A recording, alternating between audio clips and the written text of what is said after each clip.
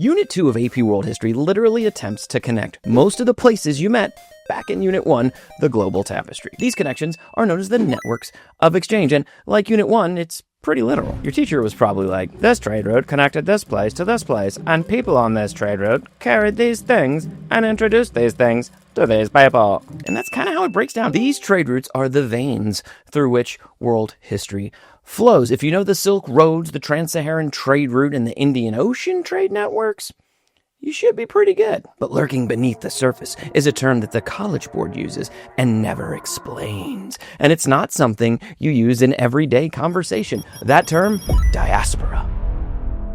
Diaspora is not used a ton in Unit 2, but it does show up a few times in the CED, specifically in regards to the Indian Ocean trade network. You should be getting used to the CED by now. If you don't recall, it's this document, sometimes in a binder like this, and tells your teacher what they're supposed to teach. And for a lot of people studying AP World History, the term diaspora can be one of the toughest things to understand in Unit 2, the networks of exchange. So what is diaspora? Well, it literally derives from the ancient Greek for scattering, and maybe that's the easiest way to approach the term. It's a scattering of people across regions that are separate or away from their place of origin. There are several famous diasporas in world history, but since this course starts in 1200 CE, I won't go back before that. To me, the most famous diaspora in AP World History actually occurs much later in the course in Unit 6, and that's the Irish diaspora that followed the infamous potato famine around 1850. Due to the lack of food and opportunities in Ireland during that time, the Irish left Ireland in record numbers and scattered across the planet. The Irish outside of Ireland were said to be living in diaspora, or in diasporic communities, scattered from their homelands. Now, I know what you're thinking.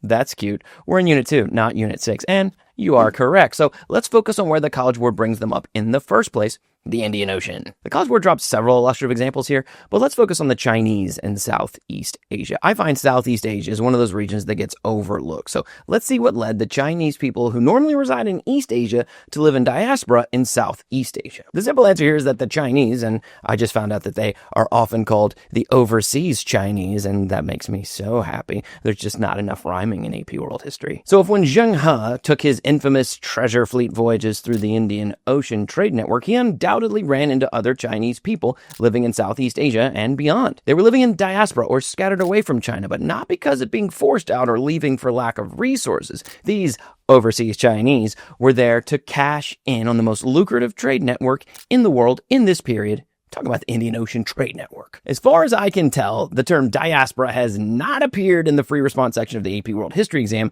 since the redesign in 2019, but they don't release the multiple choice section, so I don't know, who knows how often it comes up there. But in the old CED, it only shows up in Unit 2, the networks of exchange. For Unit 2, it's probably the scariest terminology. Mainly because it's probably a new word for you, and it isn't something you might know from previous history classes, which is what landed it here as the toughest thing to know in Unit 2. People scattered from their place of origin either by force or, like with the overseas Chinese, by choice in search of a better economic advantage trading in Southeast Asia. If this was helpful, hit that follow, like, subscribe, and don't forget to check out my ultimate review packet. More videos and exclusives designed to get you an A in your class and a 5 on the exam this May. Thanks for watching and good luck on the exam this May.